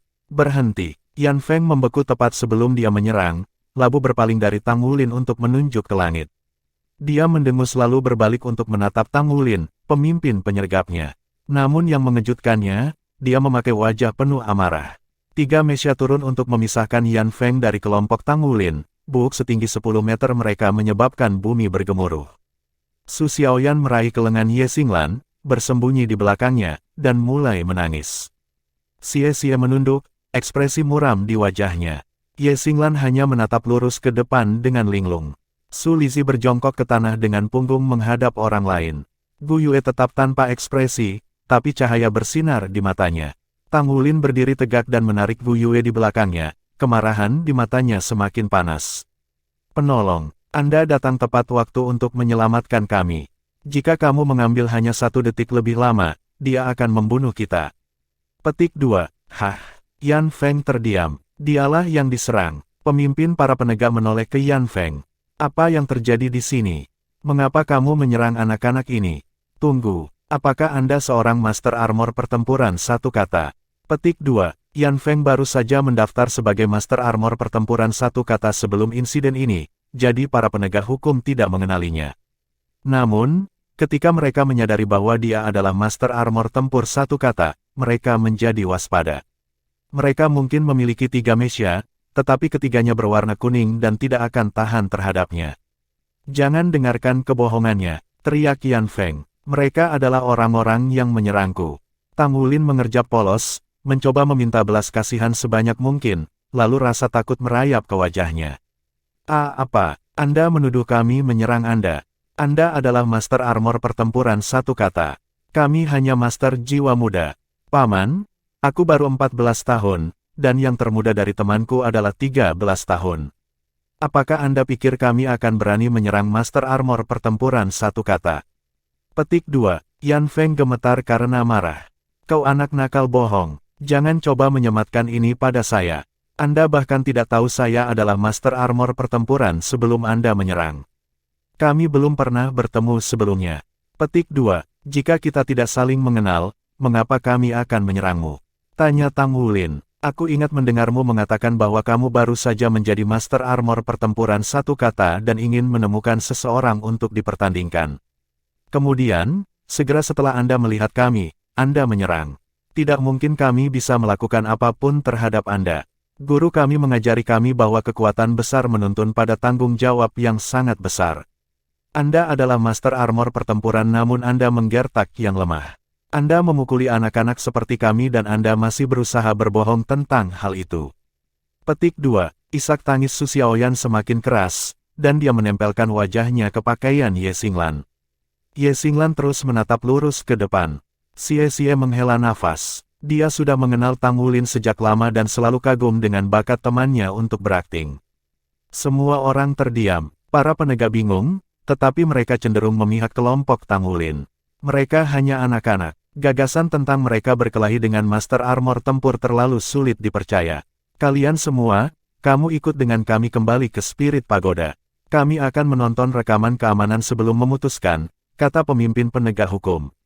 Oke, Tang Wulin segera menjawab. Yan Feng menggertakkan giginya. Kau kecil, mari kita lihat Anda berbicara keluar dari masalah ini ketika kami melihat buktinya. Dibutuhkan semua kendali dirinya untuk tidak menyerangnya. Mesya membentuk segitiga di sekelilingnya. Ayo pergi, harap singkirkan baju perang Anda. Mereka jelas khawatir bahwa dia akan mencoba melarikan diri. Kemarahan Yan Feng berkobar hingga ketinggian yang lebih besar. Apakah kalian buta? Anda bahkan tidak bisa mengatakan siapa yang benar dan siapa yang salah di sini. Jadi bagaimana jika aku tidak menyimpan armorku? Petik 2. Mesya langsung mengarahkan meriam mereka padanya. Kamu lihat, Paman, dia begitu sombong dan tercela. Tang Wulin menangis saat dia lari ketakutan. Yan Feng tidak bisa menahan amarahnya lagi. Aku akan membakar kamu menjadi abu. Dia bergegas mengejar Tang Wulin, tetapi begitu dia bergerak, para Mesya melepaskan tembakan. Bab 439 Pria Tampan dan Sang Wanita Memerah. Para penegak bereaksi sesuai dengan pelatihan mereka, dan segera membombardir Yan Feng dengan meriam mereka. Tanah mengguncang setiap ledakan, awan tebal debu ditendang ke udara. Bahkan dengan perlengkapan perang yang dilengkapi, sikap Yan Feng hancur di bawah rentetan yang kuat. Saat pendorong mereka mendorong mereka ke udara, ketiga Mesya melepaskan putaran ledakan energi berikutnya. Mencegah Master Armor pertempuran satu kata berarti bencana. Pemimpin penegakan sudah meminta cadangan. Satu-satunya hal yang harus dilakukan adalah berhenti. Tang Wulin dan teman-temannya berdiri terpesona oleh kekuatan Mesya. Dalam hati mereka menyadari satu hal, jika mereka tidak mengambil Mesya di Heaven Door City secara mengejutkan dan kerja tim, mereka akan kehilangan. Ketiga Mesya ini mencontohkan koordinasi hebat. Mereka mengepung Yan Feng dalam sekejap, menjebaknya dalam rentetan yang tidak terputus. Dia mungkin adalah Master Armor tempur satu kata yang kuat, Yan Feng masihlah pemula. Jiwa bela diri dan kompatibilitas baju tempurnya rendah. Karena itu, para Mesya mampu menekannya untuk saat ini. Tang Wulin tidak membiarkan kesempatan ini melewati jari-jarinya. Dia berlari bersama teman-temannya sambil berteriak, hati-hati semuanya. Jangan sampai terkecoh oleh meriam itu. Ayo pergi dari medan perang. Paman Enforcer, semoga sukses. Petik 2. Xie adalah yang tercepat dari kelompok itu, dengan cepat menyusul Tang Wulin dan melompat ke kursi pengemudi mobil jiwa mereka. Yang lain menjejalkan sesaat kemudian. Untuk sekali ini, Su Lizzie tidak berjuang untuk masuk. Xie menginjak pedal. Roda berputar di tempat ketika mereka berjuang untuk traksi, dan sedetik kemudian mereka mati. Baik penegak maupun Yan Feng tidak menyadari hilangnya mereka. Perhatian mereka terpusat pada satu sama lain, dan ledakan menenggelamkan suara mobil. Xie berubah menjadi gang belakang dan mobil melaju kencang. Aku tidak percaya kita bertemu dengan Master Armor tempur. Keberuntungan kami mengerikan. Bukankah mereka seharusnya sangat langka? Bagaimana kami bisa mengambilnya? Su Xiaoyan berkata sambil menyeka air matanya. Tang Wulin tersenyum pahit. Sepertinya kita harus memikirkan cara lain untuk menyelesaikan ini. Metode kami saat ini mengandung terlalu banyak variabel, dan kami menyinggung banyak orang seperti ini. Itu tidak pernah merupakan rencana yang baik untuk memulai. Kalau terus begini, kita akan masuk daftar hitam oleh Spirit Pagoda. Petik 2. Gu Yue menggelengkan kepalanya. Itu tidak mungkin. Saya dengan kalian. Petik 2. Bos, kamu terus menjadi lebih hebat. Seru Xie. Kamu dilahirkan untuk menjadi aktor. Ekspresi Tang Wulin memburuk. Apakah kamu pikir aku ingin berbohong? Itu adalah Master Armor tempur yang baru saja kita lawan. Bahkan beberapa Mesya bersama tidak bisa membawanya. Jika saya tidak berbohong, kami akan ditangkap tanpa ada cara untuk melarikan diri. Kami tidak bisa membuang waktu sebanyak itu. Di masa depan kami akan memikirkan cara untuk meminta maaf kepada mereka. Petik 2. Di dalam dinding pagoda roh kota surga roh, Yan Feng membanting tangannya ke meja logam, api berkelap-kelip di sekujur tubuhnya. Kalian mengerti sekarang, anak-anak itu yang salah. Mereka menyerang saya lebih dulu. Setelah menonton rekaman keamanan, para petugas yang membawanya tidak bisa berkata-kata. Pada saat Yan Feng berhasil keluar dari pengepungan ketiga penegak hukum, Tang Wulin dan teman-temannya telah menghilang tanpa jejak. Dia ingin mengejar mereka, tetapi pikiran itu hilang begitu tiga Mesya ungu tiba. Sekuat mungkin dia, dia tidak bisa melawan 6 Mesya sekaligus. Dia tidak punya pilihan selain membiarkan mereka menangkapnya. Bahkan jika dia bisa melarikan diri dari mereka, dia tidak akan mendapatkan apa-apa. Permintaan maaf kami, Nona Yanfeng. Kami telah mengkonfirmasi identitas Anda. Kami benar-benar malu dengan apa yang terjadi dan tidak pernah berharap anak-anak itu begitu licik. Petik 2. Tatapan Yanfeng cukup panas untuk menghanguskan. Tunggu apa lagi? Cepat dan tangkap mereka. Petik 2. Senyum menyakitkan merayap di wajah pemimpin-pemimpin itu. Aku khawatir kita tidak bisa melakukan itu. Pagoda Roh mungkin memiliki banyak kekuatan dan pengaruh, tetapi kita tidak dapat melanggar yurisdiksi federasi dan menangkap seseorang di luar lingkungan umum Pagoda Roh. Kami tidak mampu untuk bertengkar dengan federasi. Kami sudah memberitahu pemerintah, jadi kami akan menyerahkan pemerintahan dari sini. Selain itu, jujur saja, kami tidak punya banyak bukti untuk melanjutkan di sini dan Anda tidak terluka. Bahkan jika kita menangkap mereka, tidak banyak yang bisa kita hukum untuk mereka. Paling-paling, mereka harus menghabiskan beberapa hari di pusat penahanan. Petik 2. Kata-katanya seperti seember air dingin di atas kepala Yanfeng. Dia benar, saya tidak terluka, jadi tidak ada yang bisa menghukum mereka. Mereka mungkin mengatakan yang sebenarnya tentang usia mereka juga, yang berarti mereka masih di bawah umur. Jika kami menangkap mereka, kemungkinan keluarga mereka hanya perlu membayar denda dan memberi mereka kuliah keras di rumah. Saya tidak percaya anak-anak itu. Miss Yanfeng, harap tenang. Harap beritahu kami untuk masalah ini terlebih dahulu. Para penegak hukum berdiri dan membungkuk padanya. Kemarahan Yanfeng menghilang ketika dia mengakui ketulusan mereka, dan dia memberi isyarat agar mereka berhenti. Lupakan saja, anak-anak itu lebih baik berharap mereka tidak pernah bertemu denganku lagi. Jika tidak ada yang lain, saya akan pergi sekarang. Petik 2. Para penegak mengawalnya ke pintu masuk. Dia memegang status besar sebagai Master Armor Tempur yang terdaftar di Spirit Pagoda. Suatu hari, dia bahkan mungkin menjadi atasan mereka. Setelah keluar dari Pagoda Roh, Yanfeng mengamati sekeliling, berharap bisa melihat Tang Wulin dan yang lainnya yang mengintai di dekatnya. Tetapi mereka tidak dapat ditemukan. Tepat pada saat itu, tatapannya mendarat pada pria tampan, ramping seusianya. Dia mengenakan jubah putih dan rambut panjangnya yang berkilau dengan lembut menutupi punggungnya. Dia memancarkan aura dingin. Jiwa bela diri Yanfeng adalah atribut api, kepribadiannya berapi-api. Saat dia menatap pria ini, dia mendapati kemarahannya memudar menjadi bara yang sekarat. Dia sangat tampan. Yanfeng menelan ludah. Tidak ada seorang gadis di dunia ini yang tidak menganggap dirinya lelaki tampan, terutama lelaki setampan ini. Selain itu, dia terkejut menemukan dirinya tidak dapat menentukan tingkat kultivasinya meskipun merasakan statusnya sebagai guru jiwa. Dia bahkan lebih kuat dariku. Tubuhnya kesemutan. Sensasi aneh yang dirasakan Master Jiwa Atribut Api ketika di hadapan seorang Master Jiwa Atribut Es. Ya, dia memang terlihat seperti Atribut Es. Pria misterius itu mengambil langkah. Dia berjalan ke arahku. Jantung Yanfeng berdetak kencang. Dia tidak yakin sebelumnya, tapi sekarang jelas dia mendekatinya, langkahnya lambat dan mantap.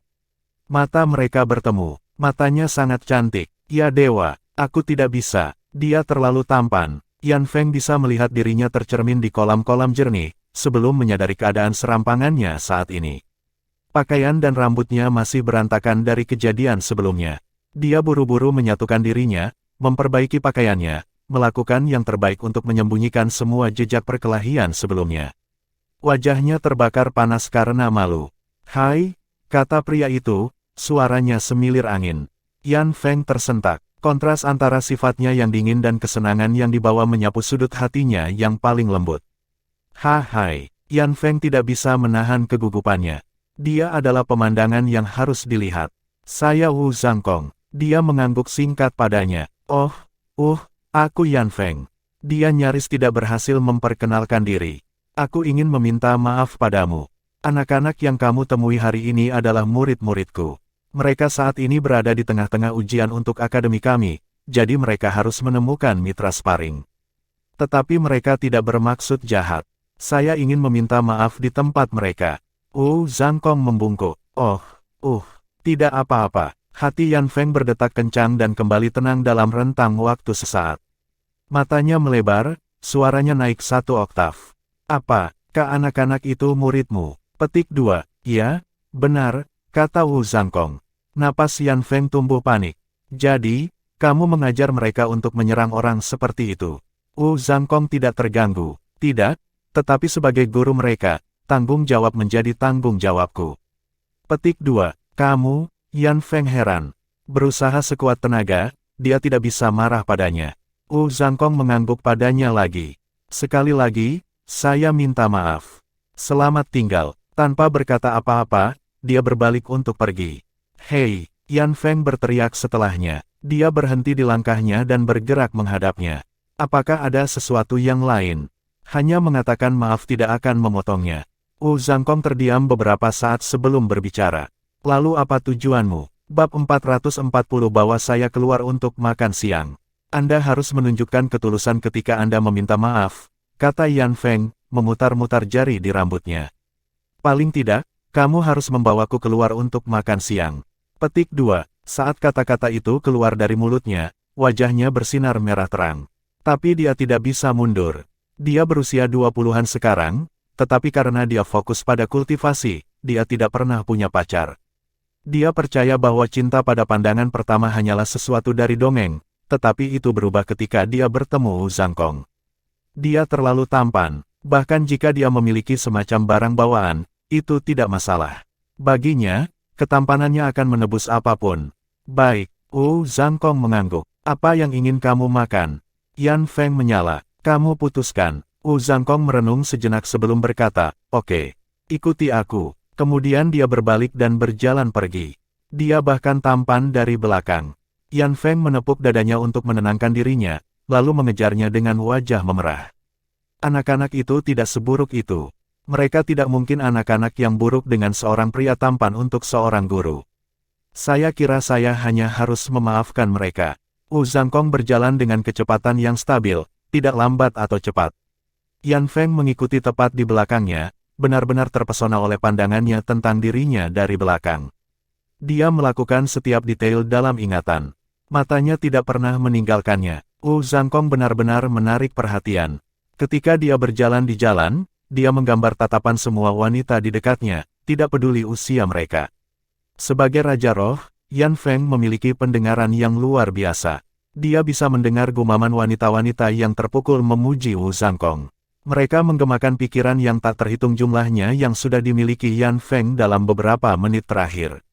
Tak lama kemudian, keduanya berbelok di sudut jalan dan mencapai sebuah restoran kecil. Bagian depan restoran itu tidak lebih dari 4 meter. Mengintip ke dalam melalui jendela, Yan Feng hanya melihat 4 meja. Siang sudah hampir tiba, dan dia bisa mencium aroma harum yang keluar dari restoran. Wu Zhangkong diam-diam berdiri di pintu, pikirannya melayang linglung. Yan Feng bisa melihat es di matanya meleleh, mengungkapkan kelembutan yang membuat jantungnya berdetak kencang. Seorang lelaki gemuk dan berambut pendek berusia 50-an membuka pintu dan berseru, "Zhangkong, kamu kembali, cepat masuk." Dia memeluk Wu Zhangkong lalu memanggilnya ke dalam. Jika Tang Wulin hadir, rahangnya akan jatuh. Wu Zhangkong sebenarnya adalah orang yang cukup bersih, namun dia tidak keberatan pria ini memeluknya. Bahkan, dia memandang pria itu dengan hangat, mengangguk, lalu masuk. Yan Feng mengikuti di belakangnya. Restoran itu sama kecilnya di dalam seperti yang terlihat dari luar. Itu agak kotor dan lalat melesat di sekitar tempat itu. Jika ada pria lain yang membawa Yan Feng ke sini, dia akan memberinya 0 poin. Tempat itu terlalu kasar, tetapi karena Wu Zhangkong adalah orang yang membawanya ke sini, dia hanya berpikir tempat itu memiliki karakter. Dia pikir kalau pria tampan seperti dia punya alasan bagus untuk datang ke sini. Memang, dunia tidak adil. Pria gemuk itu membawa mereka ke sebuah meja di dekat jendela. "Zhangkong, sudah begitu lama. Bagaimana kabarmu?" Petik 2. Wu Zhangkong duduk dan bersandar di kursinya. "Aku baik-baik saja." Petik 2. "Apakah ini temanmu?" Pria itu melirik Yan Feng. Dia tidak bisa dianggap sebagai wanita yang gemetar dunia, tetapi dia memang memiliki pesonanya sendiri. Dia berada di masa jayanya dan penuh dengan masa muda. "Halo." Yan Feng tersenyum pada pria itu, lalu duduk di seberang Wu Zhangkong. Pria itu menganga padanya. Sikapnya yang cerah sama sekali tidak cocok dengan Wu Zhangkong. "Dapatkan kami seperti biasa," kata Wu Zhangkong. Baru kemudian pria itu mendapatkan kembali dirinya. Baiklah kalau begitu. Seperti biasa, saya akan segera menyiapkannya. Pria itu berbalik untuk berjalan kembali ke dapur, tetapi dia berhenti sejenak, lalu berbalik dan berkata, "Senang melihatmu, Zhang Kong." Memang benar. Petik 2. Setelah pria itu pergi, ekspresi Wu Zhang Kong menjadi dingin sekali lagi. Duduk di seberangnya, Yan Feng akhirnya bisa memeriksanya dengan benar. Bulu matanya begitu panjang, dia memiliki mata yang indah, dan hidungnya tinggi. Bibirnya juga benar-benar penuh. Jika kita menikah, ya dewa, apa yang aku pikirkan? Yan Feng memerah-merah. Apakah kamu sering ke sini? Tanya Yan Feng. Tatapan dingin Wu Zhang Kong terfokus padanya. Aku dahulu. Petik 2. Tidak heran kalau bos mengenalimu. Petik 2. Ya, petik 2. Apakah Anda tinggal di Heaven Spirit City? Wu Zhang Kong menggelengkan kepalanya. Oh, kejutan terdengar suara Yan Feng. Dari mana kamu sejak saat itu? Shrek, jawabnya. Berapa usia kamu? Terkejut dengan pertanyaan itu, Wu Zhang Kong terdiam beberapa saat. Lalu dia menggelengkan kepalanya, menolak untuk menjawab. Sebuah cahaya lucu bersinar di mata Yan Feng. Baik, biar ku tebak. 27. Wu Zhang Kong tetap diam. Bukan itu? Iya. Apakah Anda 26? Atau apakah Anda sebenarnya 28? Petik 2. Wu Zhang Kong mengerutkan alisnya. 33. Petik 2. Wow, 33. Yan Feng menatapnya dengan takjub. Tapi kamu terlihat sangat muda. Kulitmu bagus sekali. Jika Anda tidak begitu matang, saya akan berpikir Anda berusia awal 20-an. Saya sendiri akan berusia 27 tahun, jadi Anda 6 tahun lebih tua dari saya. Petik 2. Oh, petik 2. Kamu sangat ringkas. Apakah Anda biasanya berbicara seperti ini? Petik 2. Iya nih. Petik 2. Apa yang terjadi dengan murid-muridmu? Tanya Yan Feng. Kamu bilang mereka sedang ujian. Mata Wu Zhang Kong sedikit cerah. Ini ujian akhir semester mereka. Petik 2. Yan Feng mengerang. Bocah yang memimpin mereka itu tidak baik. Kau tahu. Dia menyerang saya, lalu dia berbohong dan berkata saya menyerangnya. Dia benar-benar aktor yang satu itu. Apakah Anda mengajarinya itu? Petik 2. Wu Zhang Kong membuat ekspresi tak berdaya. Bukan aku. Petik 2. Kalau begitu, siapa yang mengajarinya? Sudut mulut Wu Zhang Kong berkedut, dan jantung Yan Feng nyaris berdetak. Ini adalah pertama kalinya dia melihat topengnya retak. Dia dilahirkan dengan bakat itu, kata Wu Zhang Kong dengan sedikit tanda pengunduran diri. Kamu harus lebih berhati-hati dengan bagaimana kamu memilih murid-muridmu, kata Yan Feng bijak. Selain itu, bocah itu seperti pohon muda. Sebagai gurunya, adalah tanggung jawab Anda untuk memastikan dia tumbuh dengan baik dan benar. Petik 2. Dia tidak akan tersesat. Dia anak yang baik. Petik 2. Yan Feng mengerutkan bibirnya. Saya tidak setuju. Tapi cukup tentang itu, mari kita bicara tentang kamu. Di mana Anda mengajar? Akademi yang mana? Petik 2. Pada saat itu, bos restoran yang gemuk membawa makanan itu. Ada manisan sayuran kuning, irisan daging babi goreng ikan, ayam pedas, dan semangkuk besar sup tahu. 2 mangkuk nasi ditemani sup dan 3 lauk pauk. Yan Feng sebenarnya cukup lapar. Karena kegembiraannya pagi ini, dia melewatkan sarapan. Wu Zhang Kong juga lapar. Meskipun tokonya kecil, piring-piringnya bernyanyi sesuai selera. Tidak perlu sopan. Ayo makan. Yan Feng meraih sumpitnya, mengambil mangkuknya, dan mulai makan. Dia mengambil sepotong babi dan memasukkannya ke mulut. 1 gigitan, dan matanya terbuka lebar. Lezat. Saya tidak pernah mengira restoran sekecil itu bisa memiliki makanan yang begitu enak. Ini bahkan lebih baik daripada restoran besar dan mewah. Pilihan yang bagus. Petik 2. Wu Zhang Kong mengambil mangkuknya sendiri dan mulai makan perlahan. Dia menatap piring dengan linglung saat dia makan. Dia mengambil sepotong sayuran kuning dan menaruhnya di mulutnya. Dia mengunyah perlahan, seolah menikmatinya dan memeriksa rasanya. Kamu masih belum menjawab pertanyaanku, kata Yan Feng sambil makan. Di akademi apa kamu mengajar? Shrek, jawab Wu Zhang Kong pelan. Akademi Shrek? Iya, bagus. Kemudian kesadaran itu memukulnya, dan Yan Feng hampir menjatuhkan mangkuknya. Dia menatap Wu Zhang Kong dengan mata lebar, suaranya naik 1 oktav saat dia berteriak, kakau guru di Akademi Shrek. Wu Zhang Kong meliriknya, lalu kembali makan. Bagaimana dengan itu? Tidak ada. Yan Feng berjuang untuk menekan keheranannya, tetapi di dalam hatinya, dia bersuka cita. Dia sempurna.